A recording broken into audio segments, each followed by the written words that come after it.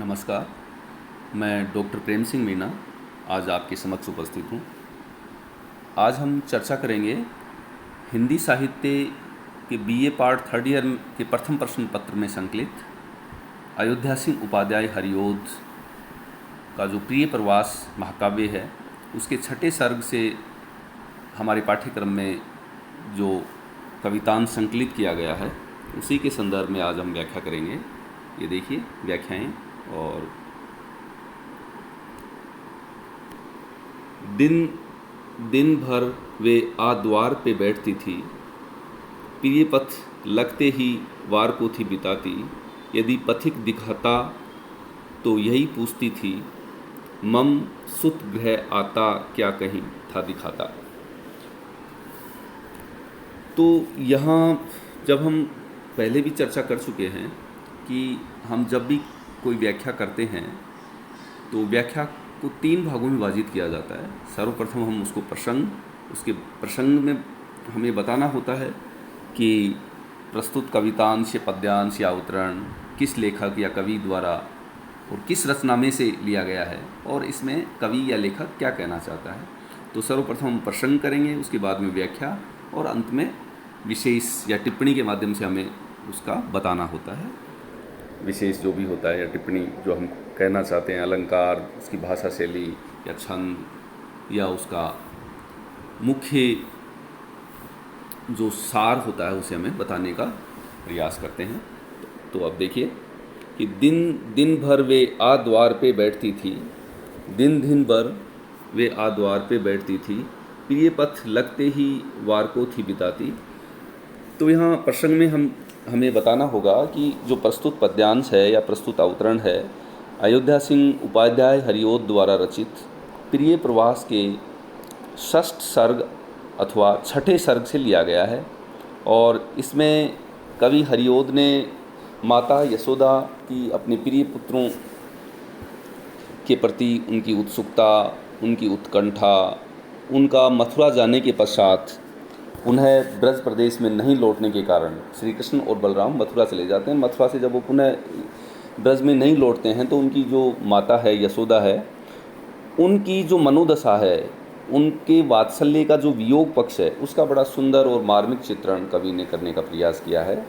तो इसी संदर्भ में देखिए कवि कहते हैं कि अब हम व्याख्या करते हैं कि दिन भर वे आ द्वार पे बैठती थी, कि प्रतिदिन वो द्वार पर, अपने घर के द्वार पर, दरवाजे पर आकर बैठ जाती थी।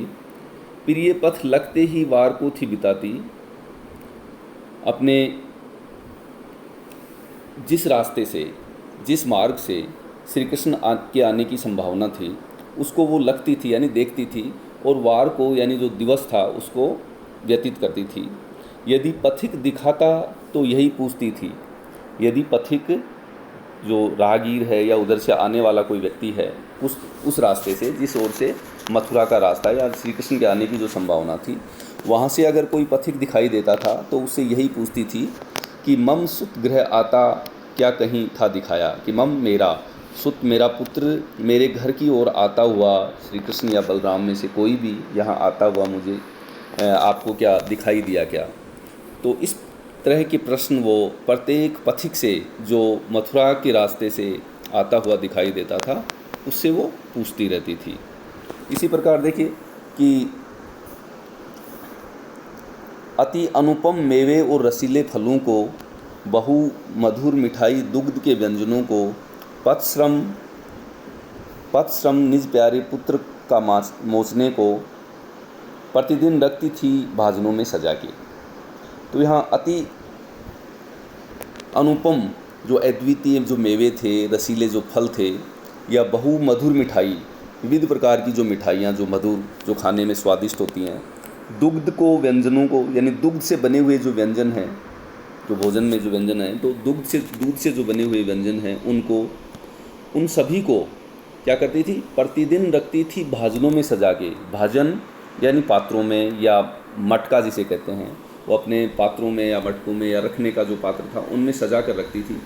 किस लिए सजा के रखती थी कि पथश्रम निज प्यारे पुत्र का मोचने को मानी नष्ट करना, समाप्त करना, और पथश्रम रास्ते का जो श्रम है, परिश्रम है, जो थकान है, निज प्यारे पुत्र, उनके जो प्यारे पुत्र हैं, स्वयं के जो पुत्र हैं, जो थकान से, वहाँ के रास्ते की थकान से, मार्ग की थकान से, ये परिश्रम से जो थक गए होंगे, उस थकान को दूर करने के लिए, मोचने को ना दूर करना, नष्ट करना, उस थकान को दूर करने के लिए माता यशोदा क्या करती थी, अनुपम मेवे और रसीले फलों को और विविध प्रकार की मिठाइयों को, दूध से बने हुए विविध प्रकार के व्यंजन जो भी थे, उनको प्रतिदिन क्या करती थी, भाजनों में सजा के रखती थी, पात्रों में रखती थी, कि जिससे कि उनकी थकान दूर की जा सके।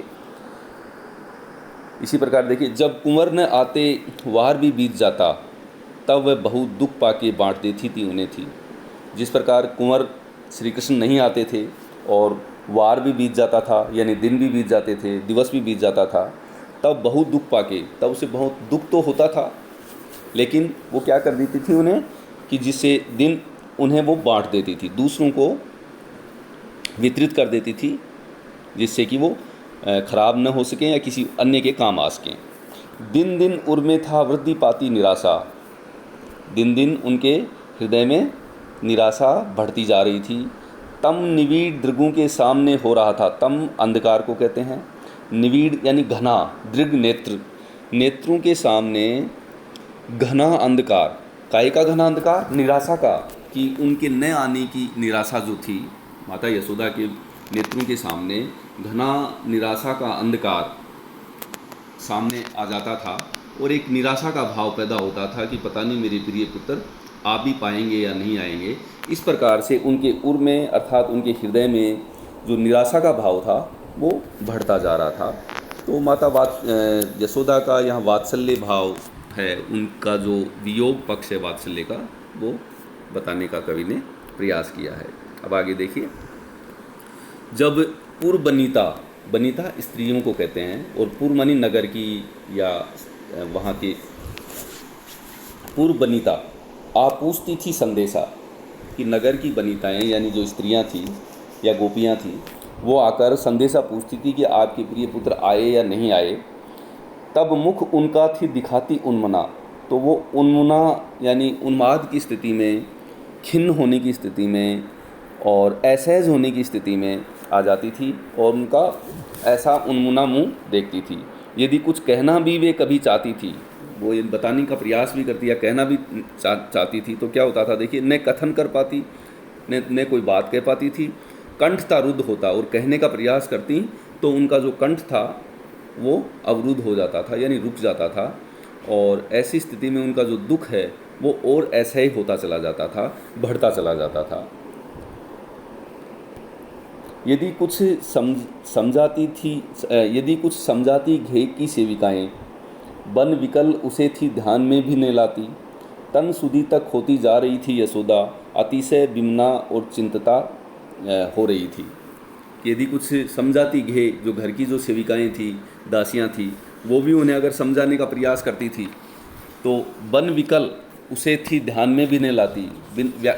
विकल अर्थात व्याकुल होकर, बेचैन होकर वो उनकी बातों को बिल्कुल ध्यान में भी नहीं लाती थी।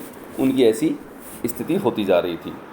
तन सुधी तक, तन शरीर को कहते हैं, सुधी, तन सुधी, तन की जो सुध होती है उसको भी खोती जा रही थी यशोदा। अपने प्रिय पुत्रों के वियोग के कारण जब वो मथुरा से नहीं लौटते हैं, तो उनकी जो विरह है, उनका जो वात्सल्य का जो विरह है, अपने प्रिय पुत्रों का जो वियोग है, उनसे वो बहुत ही व्याकुल होती जा रही थी। उन सेविकाओं की भी, अपनी दासियों की बात भी नहीं सुनती थी, और तन सुधी यानी शरीर की सुध भी वो धीरे धीरे खोती जा रही थी माता यशोदा। अतिशय विमना और चिंतिता हो, अत्यंत ही उन्मना होकर अतिशय विरह व्यथा में सुध बुध होती जा रही थी। उन्मना होना या अतिशय विमना, व्याकुल होना, चिंतित हो रही थी। और यदि दधी मथने को बैठती थी दासियाँ, मथन रव उन्हें था चैन न लेने देता। और माता यशोदा के संदर्भ में कवि कहते हैं कि जब दधी मथने, दधी मतलब दही, दही को मथने के लिए जब दासियाँ बैठती थी, और मथन रव, जब दही को मथने का जो रव होता, स्वर होता, आवाज़ होती है, उन्हें था चैन न लेने देता। कि वो एक सामान्य प्रक्रिया होती है कि जब दही को मथ कर मक्खन निकाला जाता है, तो वो जो स्वर था, वो जो आवाज़ थी, वो भी माता यशोदा को बेचैन करती थी, परेशान करती थी। ये कहे इसके ही रोक देती उन्हें वे, ये कहे इसके ही रोक देती इन्हें वे, तुम सब मिलके क्या कान को फोड़ दोगी। और वो कहती उन कि क्या तुम मेरे कानों को फोड़ दोगी, तुम मुझे क्यों परेशान करती हो, दही मत कर, चारों तरफ तुम शोरगुल कर रही हो, आवाज़ कर रही हो। तो क्या, तो कहने का अर्थ कि वो चिड़चिड़ा स्वभाव उनका हो गया था, और उन्हें वो जो दही के मथने का जो स्वर था वो भी बेचैन करता था, व्याकुल करता था। उनकी स्थिति, उनकी जो मनोदशा थी वो बहुत ही अच्छी नहीं थी अपने पुत्रों के वियोग के कारण। दुखवश सब धंधे बंद से हो गए थे। दुखवश जो जितने भी उनके क्रिया, जो कार्यकलाप थे, वो सब, उनके जो काम धाम थे, उनके कार्यकलाप थे, वो सब बंद से हो गए थे उनकी व्यथा वेदना के कारण। माता यशोदा की जो दुखवश, यानी उनकी जो व्यथा थी, विरह व्यथा थी, अपने प्रिय पुत्रों के वियोग के कारण, उनका जो दुख था, उसके कारण उनके जो सब धंधे, सब जो काम धंधे थे, बंद से हो गए थे। गृहजन मन मारे काल को थे बिताते। जो गृहजन थे, गृह मानी घर के जो लोग थे, वो मन मार कर, काल यानी समय को व्यतीत कर रहे थे, वहाँ समय को व्यतीत कर रहे थे। चारों तरफ निराशा का वातावरण फैला हुआ था। हरि जननी व्यथा से मौन थी सारिकाएँ। और यहाँ तक कि न केवल माता यशोदा, बल्कि उस घर में रहने वाली जो सारिकाएँ थी, मैनाएँ थी, वो भी हरिजननी, हरिजननी मानी माता यशोदा की जो वियोग की जो व्यथा थी, उसको देखकर वो जो सारिकाएँ थी, घर की जो मैनाएँ थी, जो पाली गई थी, वो रहती थी घर में, वो भी मौन रहती थी, वो भी चहचहाती नहीं थी। सकल सदन में ही छा गई थी उदासी। और संपूर्ण सदन यानी घर में चारों ओर निराशा और उदासी का माहौल छा गया था, आच्छादित हो गया था। और अपने प्रिय पुत्र के वियोग में माता यशोदा की जो मनोदशा है, वो अत्यंत ही शोचनीय थी। कवि ने इस तरह का प्रयास किया है। तो यहाँ कवि ये बताना चाहता है कि जब हम विशेष में बताएंगे कि भाषा प्रस्तुत जो पद्यांश है या उद्धरण है या कवितांश है, उनकी जो भाषा है वो सरल है और तत्सम शब्दों से युक्त है। और माता यशोदा की वत्सलता का व्यंजन उन्होंने किया है।